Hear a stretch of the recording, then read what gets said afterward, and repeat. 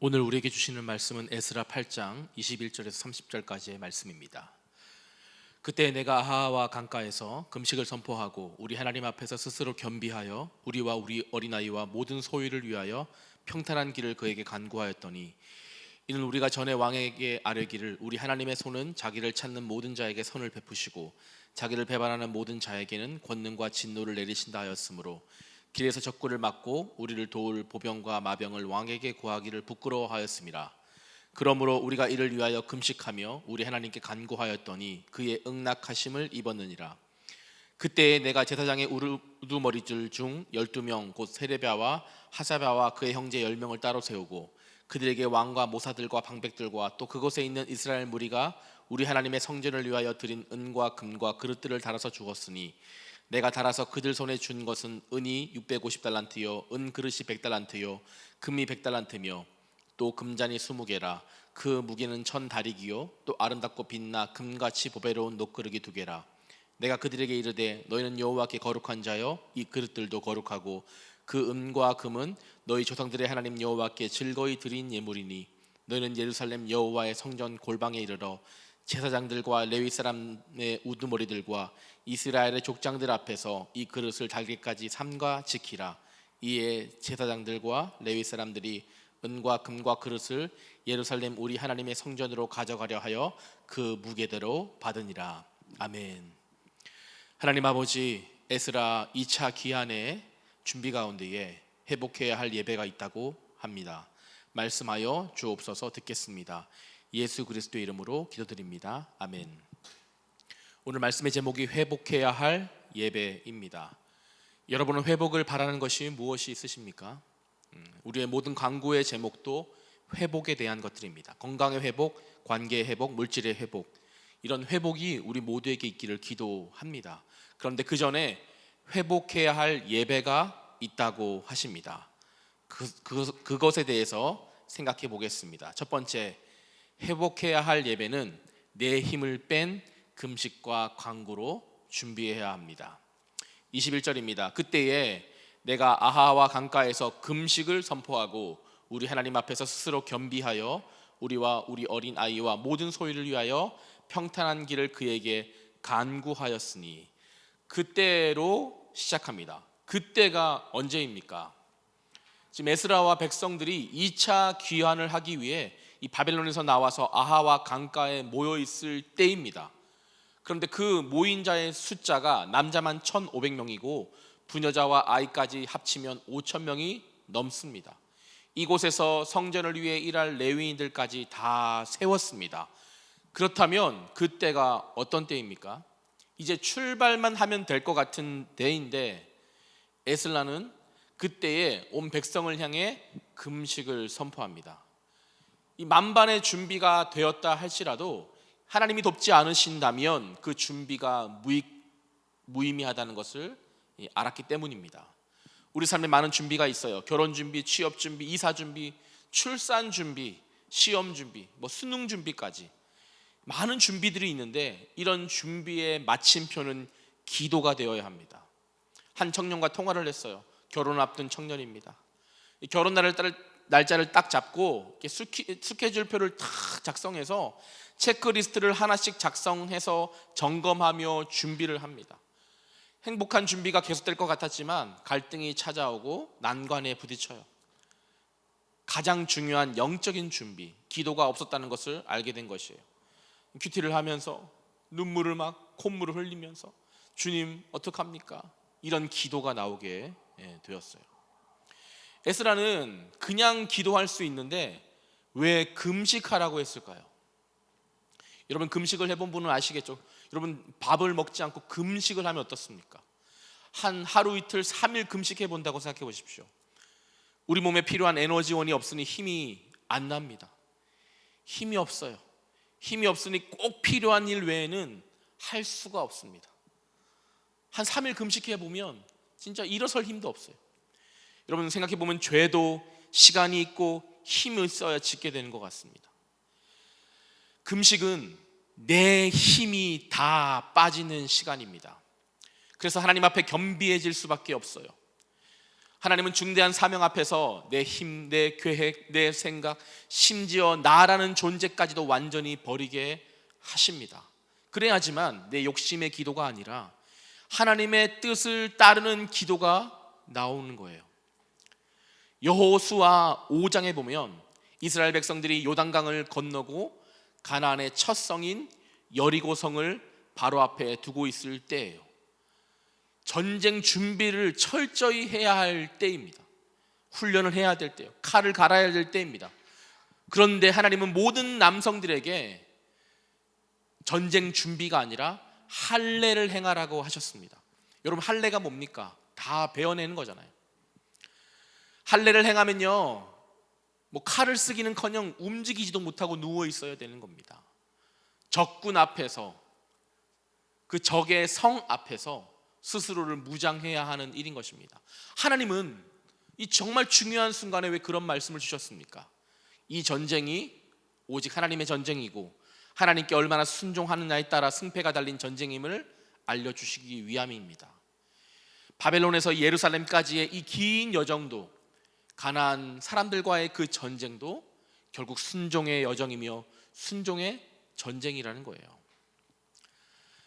우리가 돈이 없어서 힘이 다 빠지고, 배우자 때문에 정말 힘이 빠지고, 자녀가 속을 썩여서 힘이 빠지고, 그렇게 원하던, 그렇게 바라던 직장에서 떨어져서 힘이 빠지고, 이 힘이 다 빠져버린 이 상황이 하나님이 나에게 명령하신 금식과 같습니다. 바벨론에서 예루살렘까지의 거리가 1500km라고 하죠. 4개월간 걸어가야 하는 험난한 여정입니다.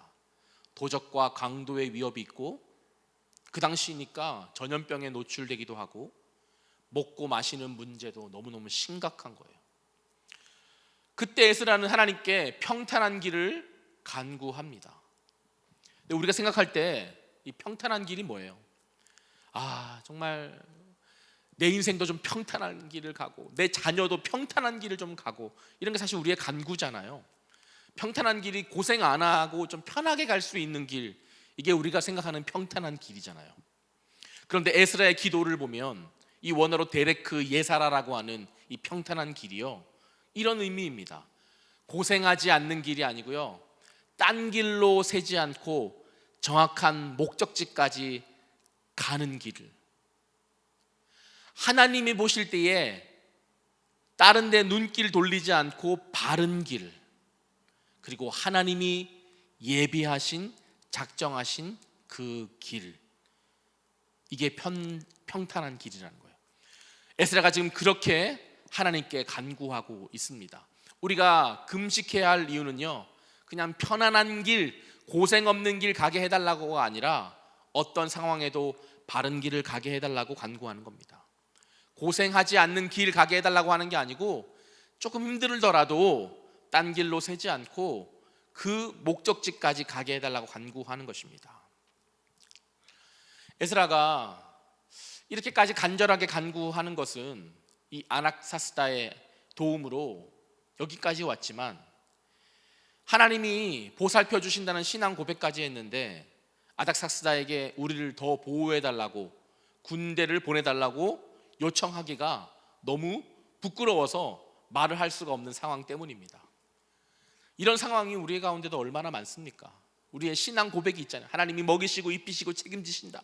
그런데 믿지 않는 가족에게, 상사에게 손을 내밀 수가 없는 거예요. 이럴 때 내가 참 능력이 없는 게 초라하다, 이런 생각이 드십니까? 능력이 없어서, 내가 도움을 청할 사람이 없어서, 그래서 기도밖에 할 수 없어서 그게 신세가 초라한 게 아니라 오히려 복된 인생입니다.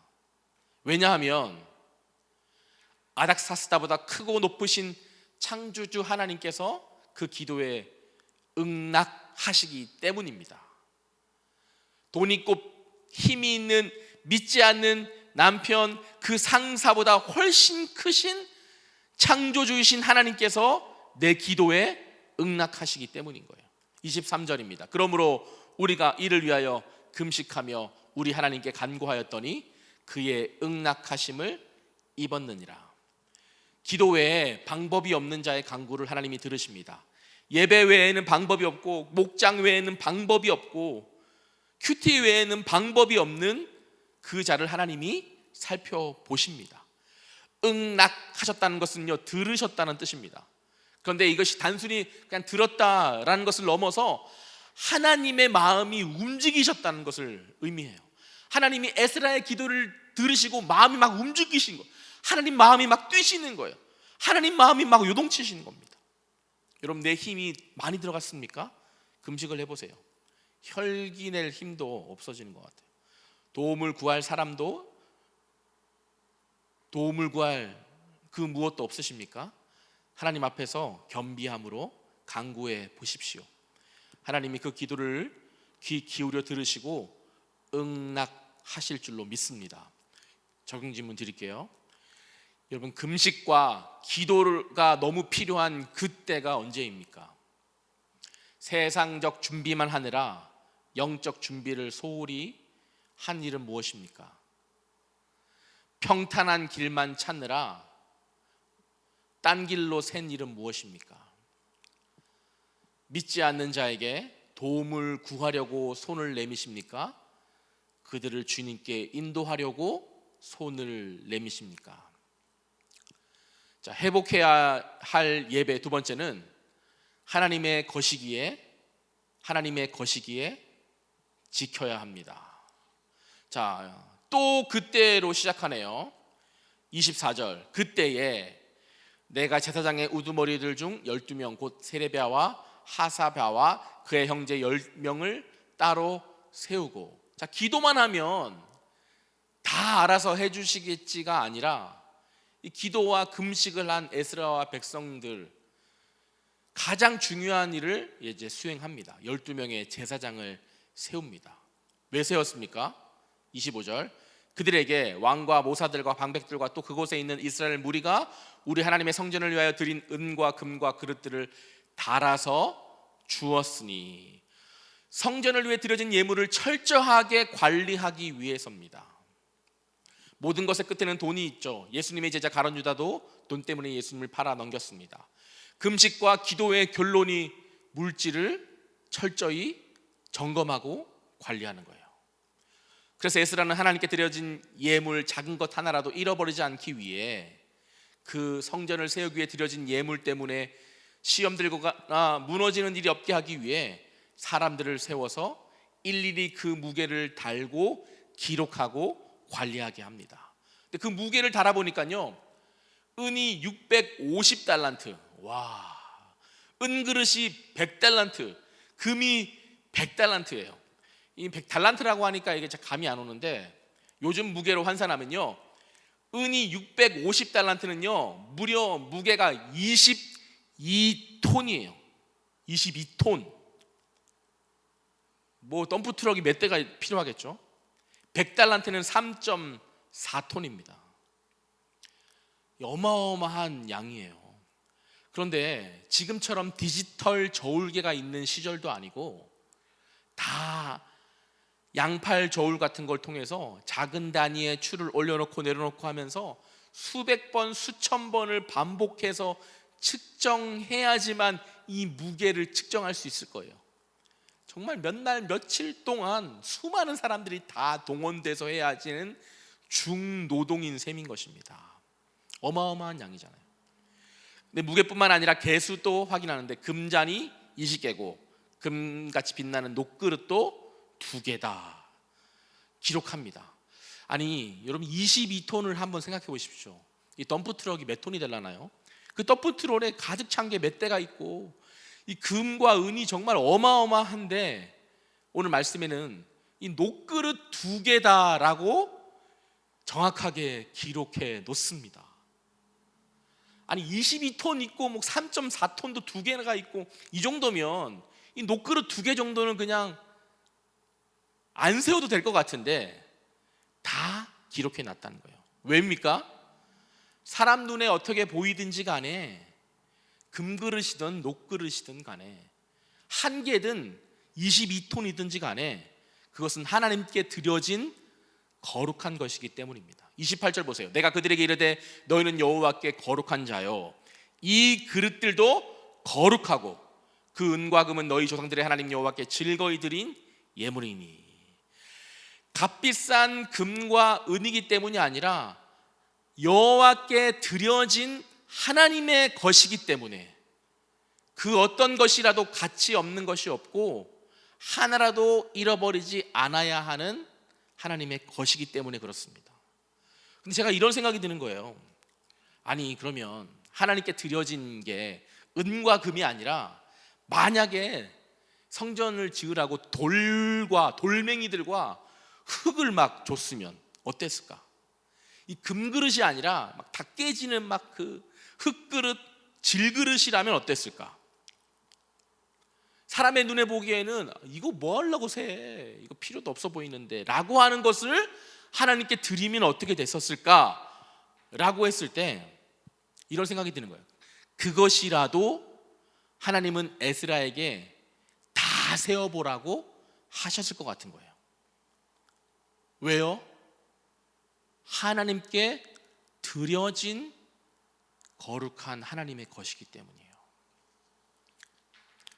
우리는 기왕 성전을 위해 쓰임을 받을 거면 금 같은 자녀, 은 같은 자녀를 내가 이고 지고 가면서 기쁘고 즐거울 것 같지만 여러분 좋은 자녀 나쁜 자녀 없고 예수 믿게 하는 자녀밖에 없잖아요. 돌같이 무겁고 흙같이 참 별 볼 일 없는 자녀라 할지라도 하나님의 성전을 위해서 드려진 것이라고 한다면 이고 지고 나르는 것이 우리의 사명이고 하나님 백성의 길입니다.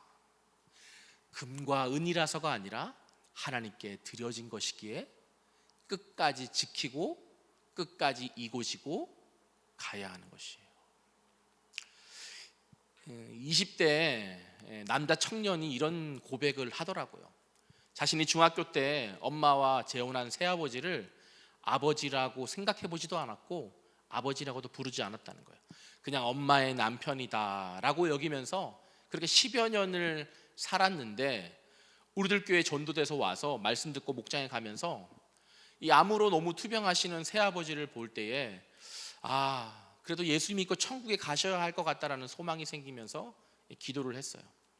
아버지는 교회를 싫어하시고 이 친구도 이제 당대 신앙이니까 아버지가 왜 예수님을 믿어라고 하시는 분인데 자기가 어떻게 참 전도하면 좋을지에 대해서 늘 이렇게 잘 모르겠다 이렇게 얘기를 한 거예요.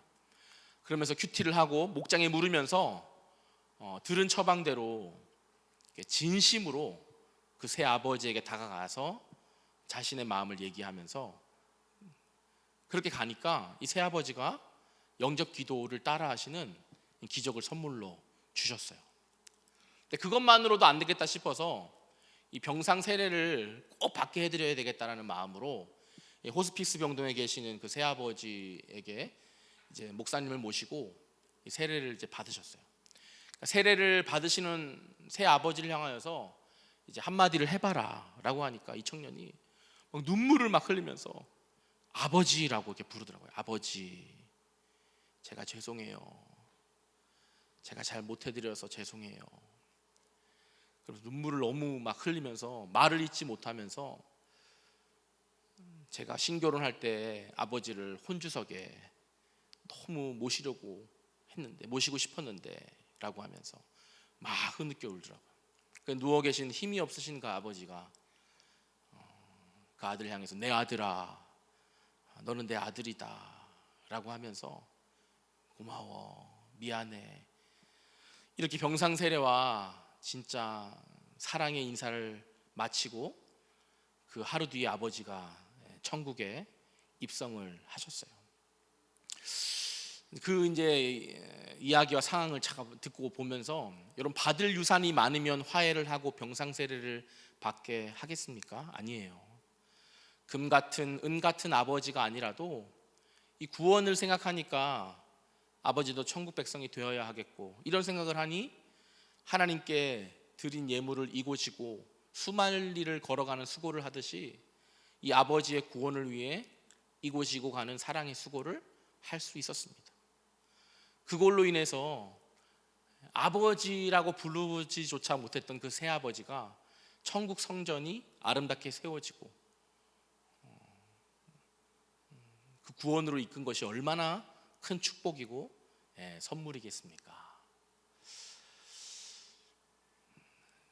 우리가 정말 다 구원을 위해서 하나님께 드려진, 나도 예물이고 그 사람도 예물이고, 그렇게 성전을 위해서, 성전을 향해서 걸어가는 저와 우리 모두가 됐으면 좋겠습니다. 적용 질문 드릴게요. 하나님께 드려진 것인데 내 마음대로 하려고 하는 것은 무엇입니까? 오직 구원을 위해 이고 지고 나르고 지켜야 하는 그 사람은 누구입니까? 오늘 회복해야 할 예배가 있다고 하십니다. 첫 번째, 내 힘을 뺀 금식과 기도가 준비되어야 하고, 그 다음에 하나님의 것이기 때문에 끝까지 지켜야 한다고 했습니다. 오늘 주일 예배를 통하여서 우리의 몸과 마음과 우리 영혼이 하나님 앞에서 회복되어지는 귀한 날이 될 수 있기를 주님의 이름으로 축복합니다. 기도합니다. 하나님 아버지, 예루살렘으로 돌아가기를 간절히 바라는 에스라는 어떤 준비보다 금식과 기도로 이 준비를 하려고 합니다. 성공과 행복을 위한 준비를 하는데 정작 내 힘을 빼시는 사건을 해석하지 못하는 우리의 어리석음을 용서해 주시고, 오히려 내 힘을 빼어 내 욕심을 내려놓고 편한 길이 아닌 바른 길로 가게 하시려는 하나님의 뜻을 알게 하여 주옵소서. 저도 돈이 있고 힘 있는 자의 편에 서서 신앙 고백이 나오지 못하고 그 사람들을 의지하고 싶은 마음을 용서해 주시옵시고, 끝까지 신앙 고백을 지키며 살아계신 하나님을 보이는 인생이 되게 하여 주시옵소서. 우리가 회복을 바라는 많은 문제가 있습니다. 건강과 물질과 관계와 특별히 그 사람의 구원의 회복을 위해 간절히 기도하는 성도들의 기도에 응답하여 주시옵소서. 오늘 아까 그 청년의 어머니가 처음으로 이제 아들의 손에 이끌려 교회에 오신다고 하는데, 예배를 통해 주님을 만나게 하여 주시옵소서.